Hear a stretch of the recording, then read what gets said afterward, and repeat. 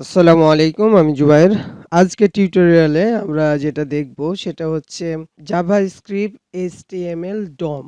আমরা আজ থেকে এই টিউটোরিয়ালটা আমরা শুরু করতে যাচ্ছি। তো প্রথমে কি করবেন, আপনারা জাভাস্ক্রিপ্টের বেসিক গুলা শেখার পর, এই যে এগুলা শেখার পর আপনারা এই JavaScript HTML DOM document object মডেলকেই আমরা কি বলছি, DOM বলছি। ঠিক আছে, তো এই টিউটোরিয়ালটা শুরু করে দিবেন এই প্যাকেজগুলা।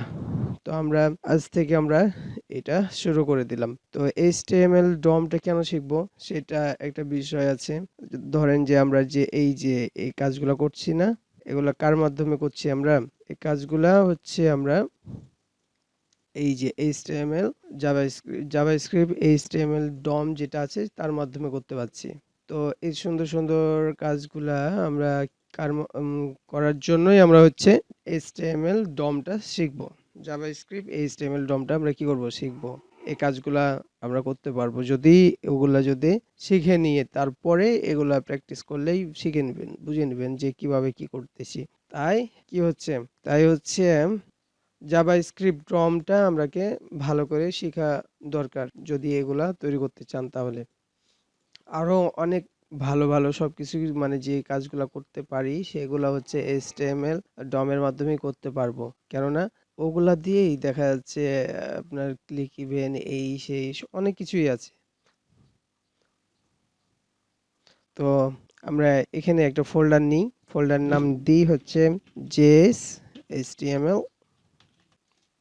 এইচটিএমএল ডম নামে একটা ফোল্ডার নিলাম এবং এই ফোল্ডারের মধ্যে আমরা শুধু ইন্ডেক্স নামে একটা ফাইল নিব।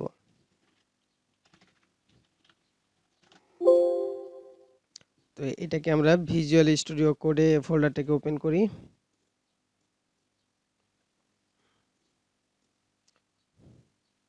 এখন যদি আমরা এটা HTML5 এর কোড যেটা লিখার সেটা লিখি, লেখার পর এখন আমরা এটাকে টাইটেল হিসাবে দিয়ে দিলাম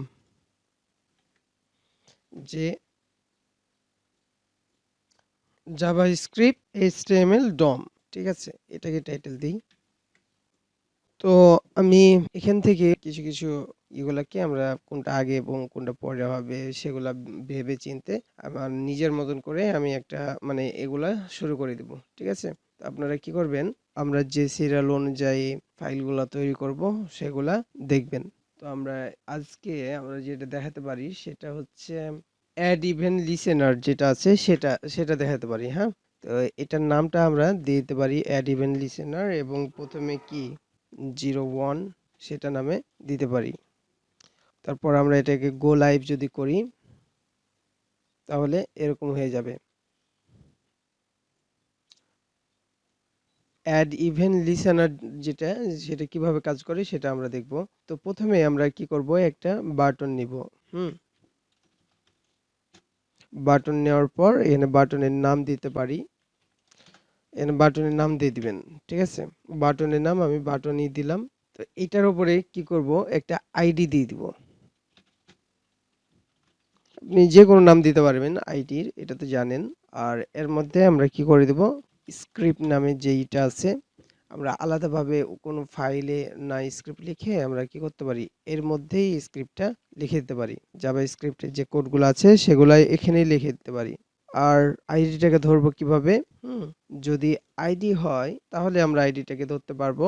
এই আইডিটাকে ডকুমেন্ট ডকুমেন্ট ডকুমেন্ট লেখার পর এখানে দেখেন অনেকগুলো আসবে, গেট এলিমেন্ট আছে, গেট ক্লাস নেম আছে, hmm get element by ID, class name, তারপর অনেক কিছুই আছে, by name, name, tags name. হ্যাঁ, এগুলা দিয়েই কিন্তু আপনাকে সিলেক্ট করতে হবে। আরো কয়েকটা সিলেক্টর আছে, যখন আমরা সিলেক্টরের ভিডিও দেখবো তখন সেটা বুঝতে পারবেন।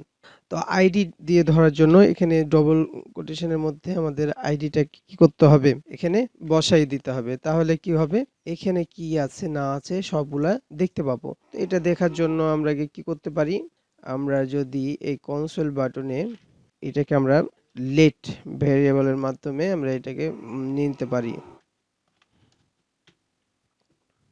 তো এই বাটনটাকে নিলাম এভাবে করে এবং এখানে যদি আমরা সমান দিই তাহলে এটা এরকম ভাবে দেখতে পাবো। এবং এটাকে যদি কনসোলের মাধ্যমে আমরা দেখাতে চাই, কনসোল ডট লগ আর এখানে btn দিয়ে দিই। তাহলে কি করব, এই যে দেখেন বাটনটাকে আমরা পুরো বাটনটাকেই কিন্তু আমরা এখানে দেখতে পাচ্ছি, তাই না?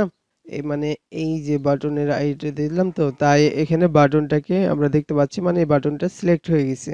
তাহলে এটার উপরে আমরা কি করব, অ্যাড ইভেন্ট লিসেনারটা ইউজ করব, তাই তো? তাহলে এটার উপর যদি বাটনটা সিলেক্ট করতে পারি, মানে বাটনটা ধরে নিতে পারি, তাহলে এর উপরে অ্যাড ইভেন্ট লিসেনার যদি করি তাহলে কি হবে, এই যে এটা দিয়ে দিলাম। দেওয়ার পর এই লিসেনারটা সেট করতে হবে কি, এখানে আমরা কি মানে ক্লিক করব কি মাউস ওভার করব কি মাউস চেঞ্জ করব, এখানে ইভেন্টটা হবে, হ্যাঁ? আমি চাচ্ছি যে ক্লিক করি তখন এটা যেন চেঞ্জ হয়, হ্যাঁ? তাহলে ক্লিক দিয়ে দিলাম, বা আপনি যদি এখানে ডবল ক্লিক দেন তাহলে ডাবল ক্লিক হবে। আপনি যে ইভেন্টটা দিবেন সেখানে এটা দিতে হবে, ঠিক আছে? আর এখানে একটা ফাংশন হবে। তো ফাংশনটা আপনি দেখা যাচ্ছে যে আপনি অ্যারো ফাংশন দিতে পারেন বা ফাংশন নাম দিতে পারেন, যেকোনো জিনিস দিতে পারেন, হুম? তো এখানে আমি অ্যারো ফাংশনটা ব্যবহার করতেছি। আপনারা এই অ্যারো ফাংশন না বুঝলে পারে অ্যারো ফাংশন নামে আমাদের একটা ইয়াটা আছে, টিউটোরিয়াল আছে, সেটা দেখতে পারেন। আর তারপরে এটা কি হবে, ট্রু অথবা ফলস। তার পরের প্যারামিটার কি হবে, ট্রু অথবা ফলস, মানে এগুলা ব্যবহার করতে হবে। আমি এটা ব্যবহার করব না এখন, দরকার নাই সেটা ব্যবহার করার। তো এইটার উপর যখনই আমরা ক্লিক দিব তখন কি হবে সেই জিনিসটা বোঝাতে হবে, হ্যাঁ? ওটা ক্লিক দেওয়ার সাথে সাথে আমি যদি এইটাকে আমি অ্যালার্ট একটা দিতে চাই বা যে কোনো জিনিস আপনি এখানে ব্যবহার করতে পারবেন, তো আমি এটাকে শুধু বুঝাচ্ছি যে এটার উপর ক্লিক করলে এই ফাংশনের মধ্যে চলে যাবে। দেখেন এই অ্যালার্টটা কিন্তু চলে আসছে, হ্যালো অ্যাড ইভেন্ট লিসেনার, ঠিক আছে? আমি এটা লিখে দিলাম। তাহলে এটা দেখেন ক্লিক দেওয়ার সাথে সাথে এটা কিন্তু চলে আসছে। বা আপনি কনসোলের মাধ্যমেও আপনি দেখাতে পারেন যে আসছে কিনা সেটা। আমরা এইটুকে যদি কপি করে আমরা এখানে পেস্ট করে দিই, কনসোলের মাধ্যমেও আমরা এটা কি করতে পারবো, ক্লিক দেওয়ার সাথে সাথে এখানে কি করলো চলে আসলো। তার মানে আমরা অ্যাড ইভেন্ট লিসেনারটা আমরা সেট করতে পারছি। তো আজকে টিউটোরিয়াল এ পর্যন্ত। আল্লাহ হাফেজ।